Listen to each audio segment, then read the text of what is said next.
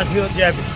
आपको मालूम है कि 7 अक्टूबर से ये घटनाक्रम चल रहा है जिसमें हमारे जो सम्मानित कर्तव्यनिष्ठ और देश को समर्पित एडीजीपी वाई पूर्ण कुमार को आत्महत्या करने पर मजबूर होना पड़ा। और मजबूर होना पड़ा इसका खुलासा उन्होंने अपने सुसाइड नोट में किया। और सुसाइड नोट को देखने के बाद ये लगता है कि ये केवल आत्महत्या नहीं है, ये सिस्टमेटिक मर्डर किया है।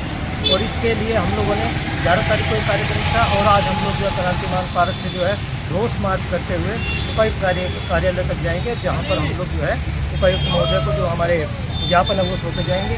जो पंजाब गवर्नर है उनको, हरियाणा गवर्नर है उनको, देश के राष्ट्रपति और मुख्यमंत्री।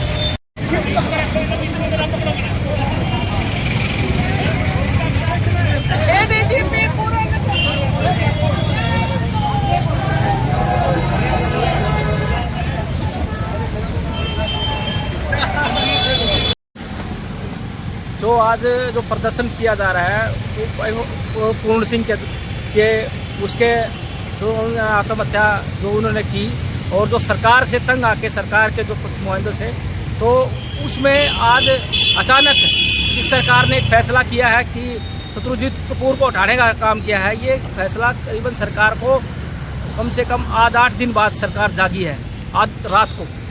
और जो राहुल गांधी जी ने चंडीगढ़ की तरफ उनके परिवार को आज सांत्वना देने के लिए उनके घर पे पहुंच रहे हैं, तो सरकार आज परेशान है। और इस फैसले से जो आमजन और समाज के लोग खुश नहीं हैं, क्योंकि ये जो आज हड़बड़ाहट में जो फैसला किया गया है सरकार के तो इसकी पूर्ण रूप से जांच हो और पूर्ण रूप से सरकार इसकी जनता से जो कर्मचारी लिप्त है इसके अंदर उनके प्रति पूरा सख्त से कार्रवाई की जाए।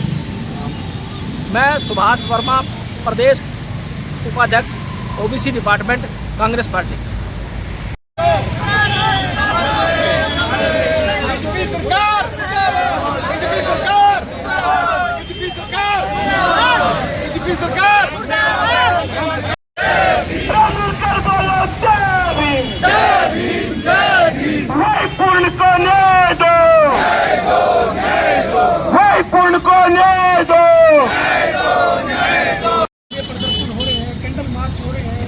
लोगों में बड़ा रोष है, प्रेस कॉन्फ्रेंस हो रही है, बावजूद उसके भी आज 8 दिन हो गए, आज 8वां दिन है।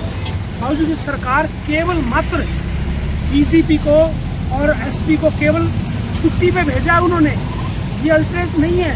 हमारी मांग है उसको तुरंत गिरफ्तार करके उसके बाद उसकी प्रॉपर तफ्तीश होनी चाहिए। इसमें SC/ST एक्ट है, विदिन 24 आवर यहाँ FIR दर्ज करने के बाद अरेस्ट करना होता है। बाकायदा जो वाई पूर्ण कुमार की पत्नी है अमनीत जी ने, उसने बाकायदा आशंका व्यक्त की है अपनी एप्लीकेशन में भी कि सबूतों के साथ छेड़खानी की जाएगी, अपराधियों को तुरंत गिरफ्तार किया जाए। मुझे न्याय मिलना चाहिए, न्याय मिलना ही नहीं चाहिए, लोगों को दिखना भी चाहिए। लेकिन ये दिख रहा है, न्याय सामने दिख रहा है कि लोग सड़कों पे है, गिरफ्तारी नहीं हो रही है, इतने बड़े सबूत हैं।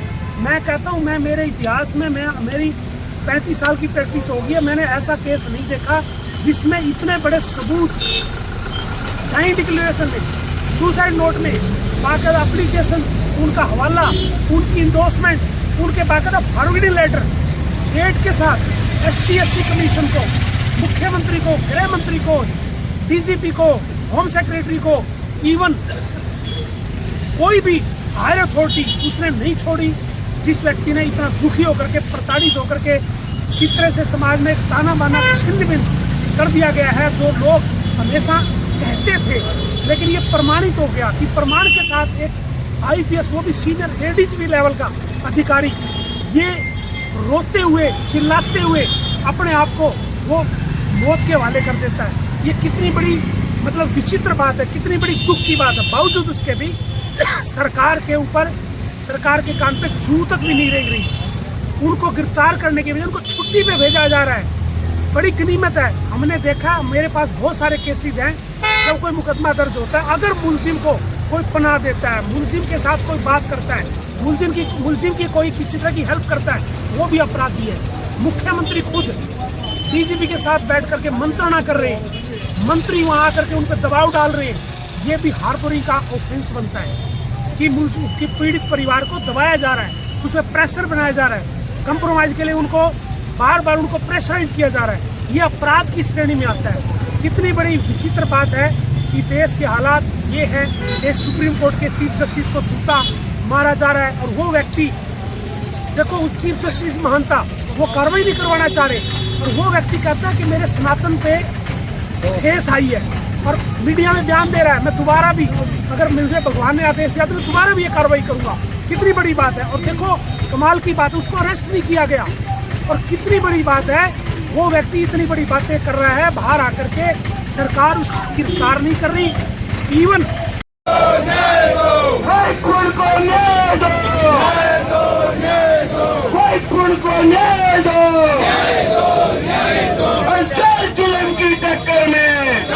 के ऊपर बैठे अधिकारी हैं, जो 10% लोग हैं वो बिल्कुल एक हैं और जो 90% लोग हैं हम जातियों में, धर्म में, अलग अलग एरिया में, गोतों में बटे हुए।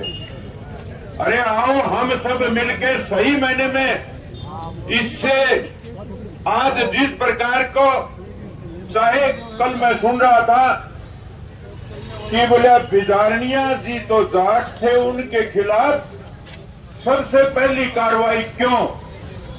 मैं ये कह रहा हूं चाहे 3 है या 4 है चाहे 6 है, मैंने को सबसे पहले उनके ऊपर कार्रवाई करो, उनकी जिम्मेवारी बढ़ती है।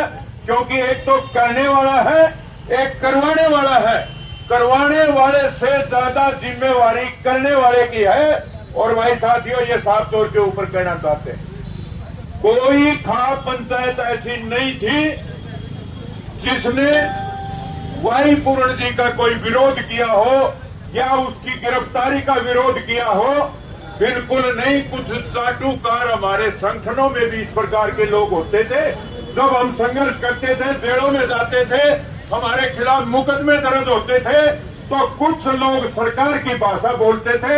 यदि किसी ने इस प्रकार की भाषा का प्रयोग किया है, उसको जाति से मत जोड़ना।